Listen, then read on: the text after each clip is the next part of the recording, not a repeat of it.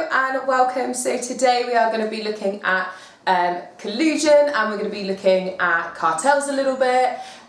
So we've looked at collusion already. You should be relatively confident in certain types of collusion through the last kind of 3 videos, game theory 1, 2 and game theory and the king demand curve, and that's tacit collusion. We know that collusion as a market, just a term in itself, just basically means that firms decide to cooperate for mutual benefit. Now that might be tacitly cooperating, kind of just setting prices at that balancing kinked point and seeing what happens, waiting to react, or it might be overt where they actually price fix together.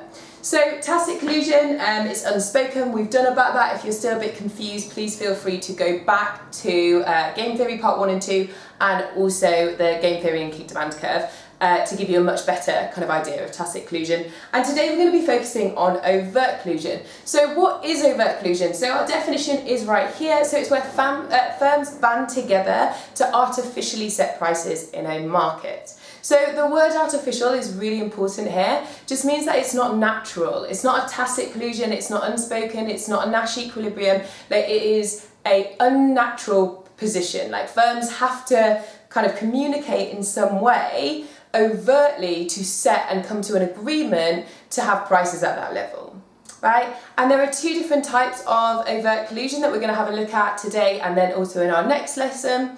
But collusion, price fixing, kind of here is illegal. It's illegal in the UK. The CMA will step in and will kind of fine firms. We'll have a look at that later on if they're found price fixing.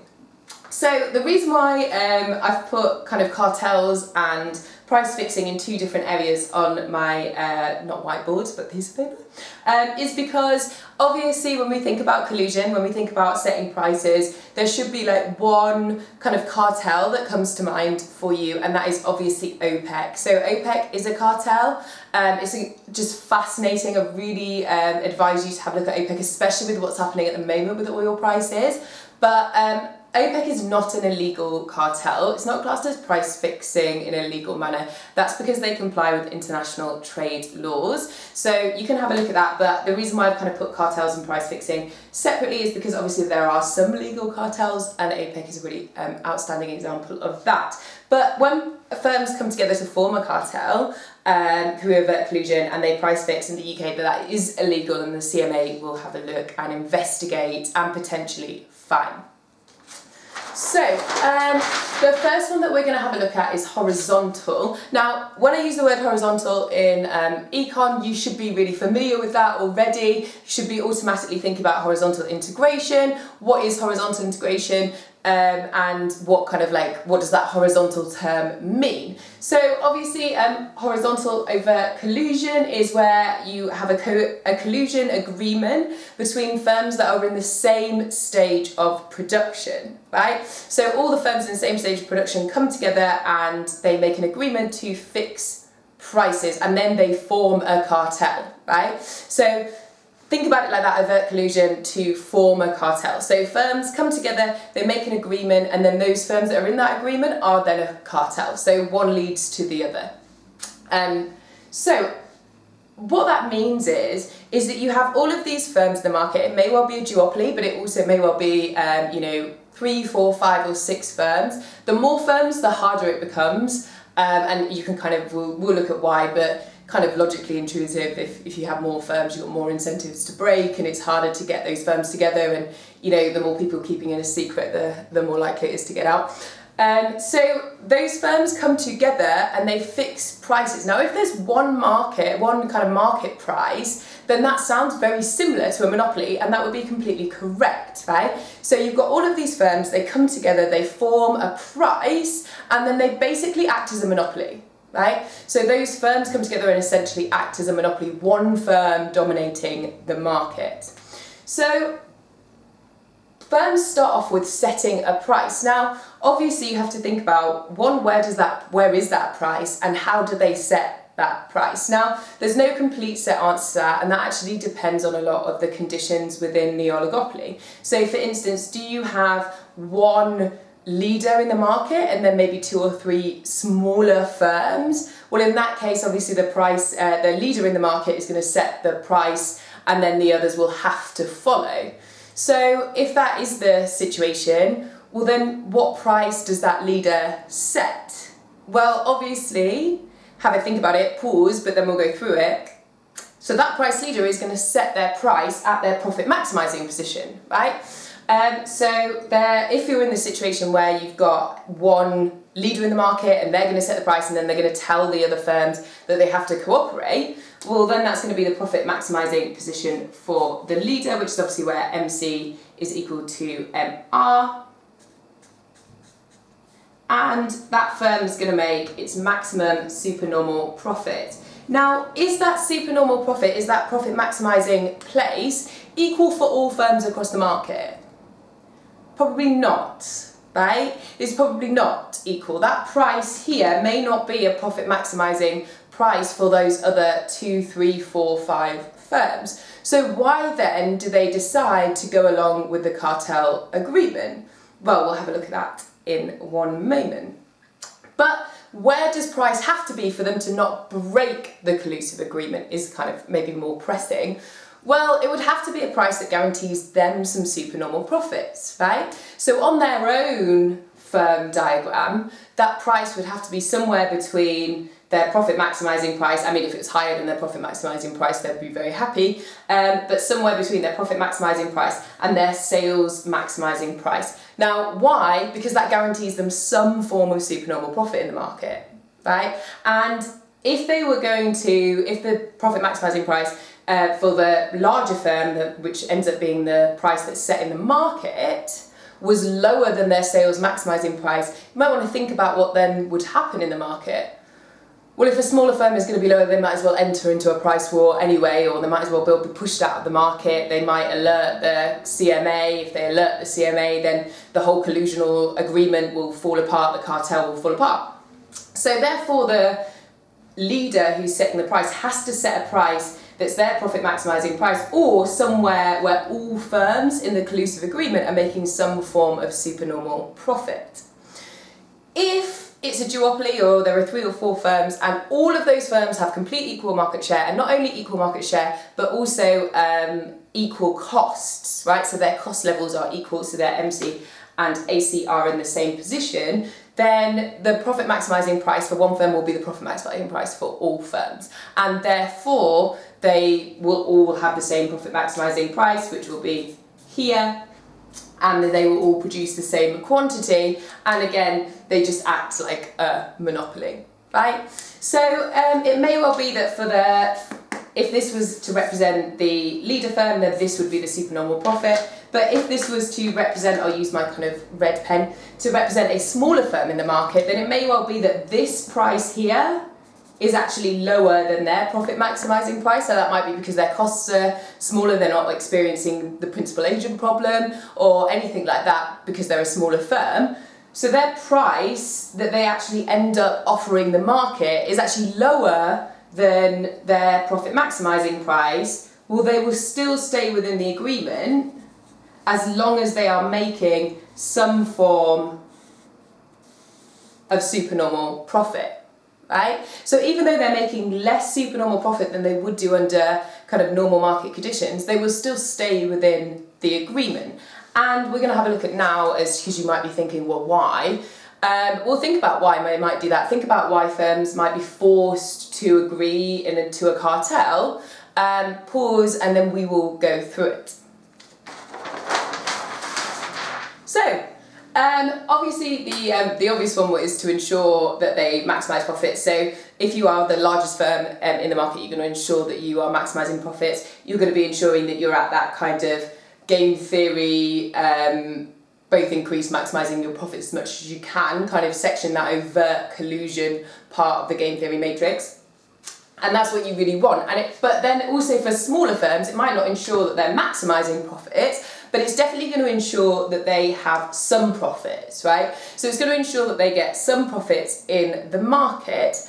And also for smaller firms as well, it might just ensure that they have a position in the market, because as soon as they decide to break that cartel, they decide to break that price fixing agreement, which they have incentive to do, Well, then where do they end up? Well, they're going to enter a price war. And if they decide to enter a price war, they might enter a price war with a firm that's much larger than them. Well, what happens if they enter a price war with a firm that's much larger than them? Well, they may end up in a situation where they're actually pushed out the market, right? Because the larger firm in the market might be able to sustain periods of loss for longer, they might be able to push their prices down even further, and therefore they might lose their position in the market. So firms end up agreeing to cartels that might not actually be their own profit maximising price. They might make less profits in a cartel, in a price fixing agreement, but they will still enter into that price fixing agreement. And the reason why they enter into that price fixing agreement is because they want to ensure some profits, they want to ensure a position in the market, because they don't want to end up being pushed out or bullied out of the market by a larger firm. And you also might be thinking about, well, how do firms come up with these agreements? Not kind of like all dark alley, bars at night. Firms operate where they have, every single year, they might have like large industry meetings where they might end up sitting down and meeting and price fixing. Or it might well be through direct contact. It might well be through contacting each other and deciding to set prices as well. It might be through kind of historic price setting and relationships, and then they might end up just kind of overtly colluding and end up speaking about fixing prices. It might be that there's something that's happened in the market, like a decrease in costs, and therefore because of that decrease in cost, they actually decide to, let's just make an agreement here that we're not going to pass that on. So now we're going to move on to the other side of it, because it sounds like kind of like a not an ideal situation, but potentially for some firms in the market, like an ideal situation for them. But it doesn't always last, and they're very kind of places to be on that game theory matrix that are risky. There's a risk of being there. Like, they're delicate positions, they're quite weak positions for firms to be in.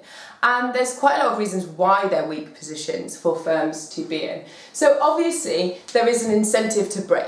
Right? There's an incentive to break. If you think about that game theory matrix, that overt collusion position, if one firm chooses to move in the short run, they're going to make a lot more profits, right? So there is an incentive to break that overt collusion position. And you may well want to go back, have a look at that overt collusion position on a game theory matrix and see that there is a clear incentive to break, moving away from that. And also, think about what I just said about how if you're not all the same market size, think about who's got the most incentive to break that collusion agreement.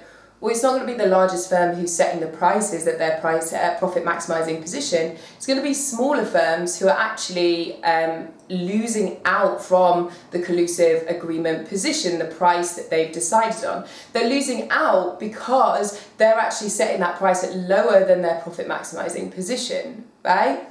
So small firms have an incentive to break, and they have an incentive to break as well because of the kind of industry regulation. So the CMA will investigate price fixing, but that's very difficult for them to do. And we'll have a look in kind of our next lesson about why that's so complex for them to have a look at. And I've actually got a little task at the end of the video for you to do, to think about whether kind of it's easy for them to do that or not.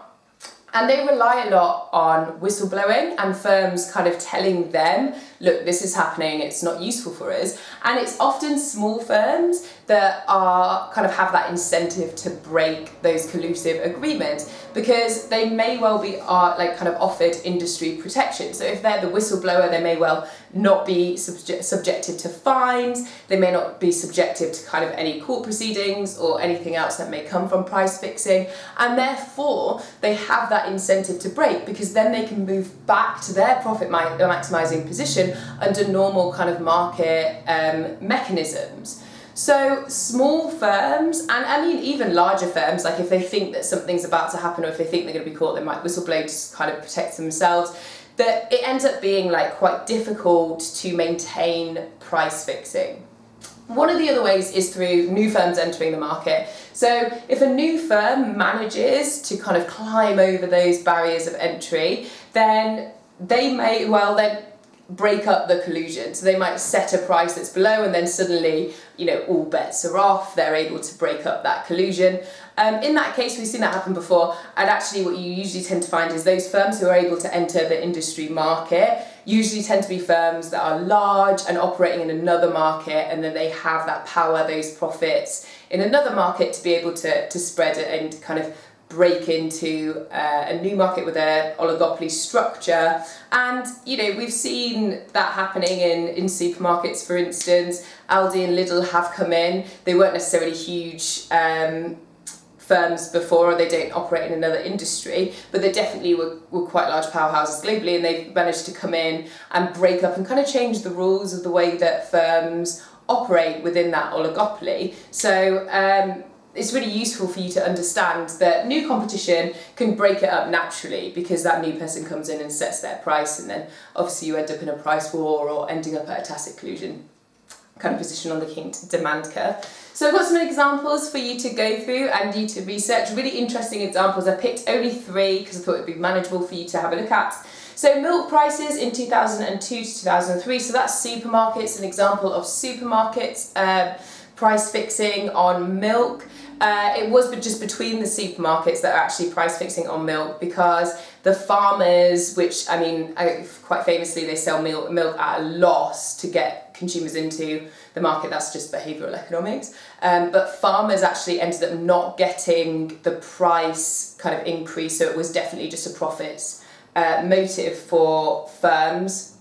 Royal Bank of Scotland and Barclays were price fixing, court price fixing in 2008-2010 on loan agreements. Probably not surprising, that's the time period that they would be price fixing. And then finally BA and Virgin 2004 to 2006, they were price fixing as well. So those are all interesting examples that you can kind of have a look at. So the last thing I want to go over with you is to get you thinking about the Competition and Markets Authority, to get you thinking about how do they catch firms price fixing. So you might think that that's actually quite a simple kind of process and a simple way to do that, but it is definitely not. How is the CMA able to understand that the firm hasn't come to a tacit collusion position, that it is an overt collusion position, right? Because the CMA doesn't have kind of access to each individual firm's costs and revenues and understands their pricing, and tacit collusion is not illegal at all. And also collusion isn't necessarily a bad thing. Like price fixing is a bad thing, but tacit collusion isn't necessarily a bad thing. Like having a balanced point where firms are no longer competing on price can lead to lots of very good things in the market. We've seen that in past videos, where we've seen that actually price kind of tacit collusion, price stability leads to a lot of non-price competition, which can allow things like innovation, or it can allow firms to focus on kind of non-price competition and diversifying their products, and that could be really useful for consumers. So the CMA doesn't want to shut down tacit price, kind of finding that tacit price point, but they do want to stop illegal price fixing for obvious reasons. The only person who suffers is the consumer. So how do they do that? How can they, they can't just launch an investigation on nothing. So it's actually very complicated for them to see. And I've got a really interesting example for you to think about, and then we'll go through the answer during the next lesson. So in 1955, there was a situation where you had 5 of the largest pharmaceutical firms making a bid to produce a certain drug for for the government, I think.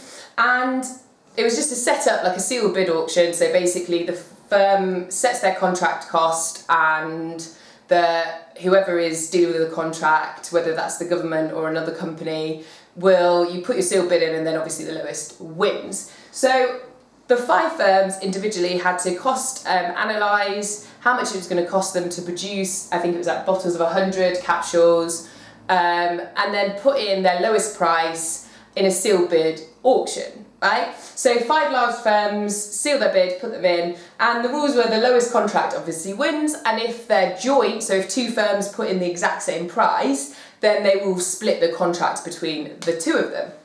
So all 5 firms submitted their sealed big auction kind of price, and that price was $19.188.